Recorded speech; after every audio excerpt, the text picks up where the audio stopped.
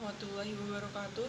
Saya Sabrina Dihadatul Aisi dari 12 IPS 1. Di video ini saya akan menjelaskan materi tentang globalisasi dan dampaknya terhadap perubahan sosial di tingkat lokal atau komunitas di mata pelajaran sosiologi. Itu ada pengertiannya.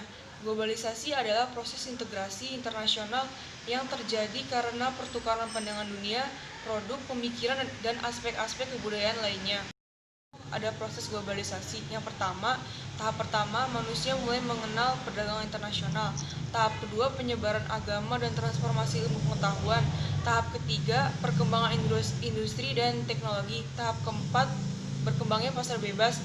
Yang kelima, ada kaum skeptis. Yang keenam, ada kaum hiperglobalisasi. Yang ketujuh, ada kaum transformatif. Ada karakteristik globalisasi.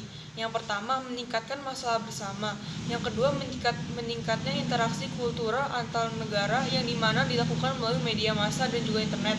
Yang ketiga, negara-negara di dunia memiliki ketergantungan yang tinggi. Yang keempat, perubahan dalam konsep ruang dan waktu yang dimana menjadi batas teritorial negara. Faktor pendorong globalisasi. Yang pertama, kemajuan dalam bidang pengetahuan dan teknologi. Yang kedua, sistem ekonomi terbuka yang dianut oleh banyak negara. Yang ketiga, kemudahan migrasi. Yang keempat, merebaknya kerjasama antar negara. Teorinya, yaitu yang pertama, teori globalisasi para globalis, yaitu mengatakan bahwa dengan adanya globalisasi ini akan membawa konsekuensi secara langsung pada kehidupan di seluruh dunia, bahwa nantinya akan ada serangan budaya homogen yang menyebar ke seluruh dunia. Yang kedua itu ada teori globalisasi para tradisionalis, yaitu orang-orang yang tidak menganggap bahwa globalisasi tengah terjadi. Mereka menganggap bahwa proses yang saat ini terjadi adalah dampak dari perubahan yang sudah terjadi sejak zaman dulu. Yang ketiga, ada teori globalisasi para transformalis, yaitu orang-orang yang berada di antara globalis dan tradisionalis yang menganggap bahwa besar globalis sedang terjadi namun terlalu berlebih-lebihan. Yang keempat itu ada teori globalisasi lain, yaitu disebutkan seorang ahli bernama George Litzer yang mengatakan bahwa era globalisasi ini ditandai dengan adanya perkembangan dalam bidang komunikasi seperti munculnya telepon, televisi, kemudian diakhiri dengan kesadaran masyarakat secara global mengenai hal tersebut. Jalannya, yang pertama di bidang ilmu pengetahuan dan teknologi, yaitu dengan adanya pemanfaatan alat komunikasi yang berbasis teknologi tinggi, modernisasi sarana dan prasarana, transportasi yang mengambil contohnya yaitu transportasi dari negara lain. Yang kedua, ada di bidang ekonomi, yaitu contohnya perdagangan internasional dengan negara lain.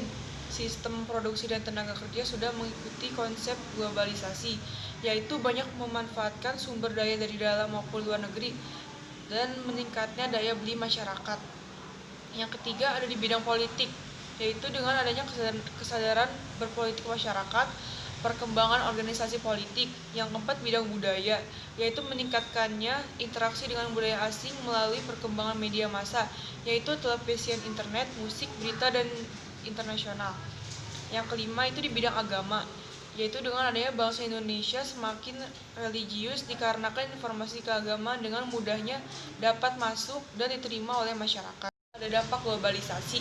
Yang pertama itu ada dampak positif, yaitu adanya kemajuan dalam bidang teknologi dan ilmu pengetahuan, dapat memperoleh informasi dari negara lain sekalipun secara cepat, dan meningkatkan motivasi hidup untuk memperoleh segala macam kebutuhan.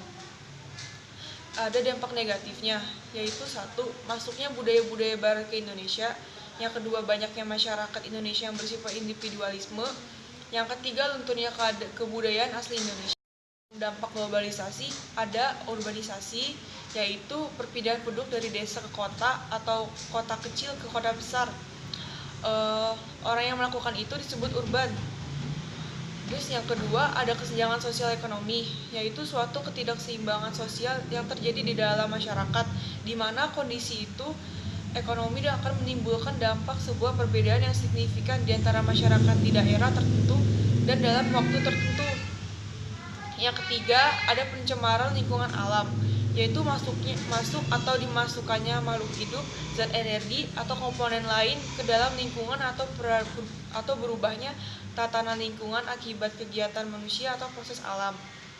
Yang keempat itu ada kriminalitas. Kriminalitas itu tindakan atau sesuatu yang dilakukan individu, kelompok atau komunitas yang melanggar hukum atau suatu tindakan kejahatan sehingga dapat mengganggu keseimbangan atau stabilitas sosial dalam masyarakat.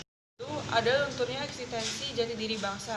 Contohnya yaitu akibat dari globalisasi, antara lain masuknya perusahaan asing ke Indonesia. Dengan adanya internet, maka dapat merangsang ide-ide untuk menciptakan hal-hal baru. Namun terkadang hal tersebut bertentangan dengan norma-norma yang berlaku di Indonesia. Sekian dari saya. Wassalamualaikum warahmatullahi wabarakatuh.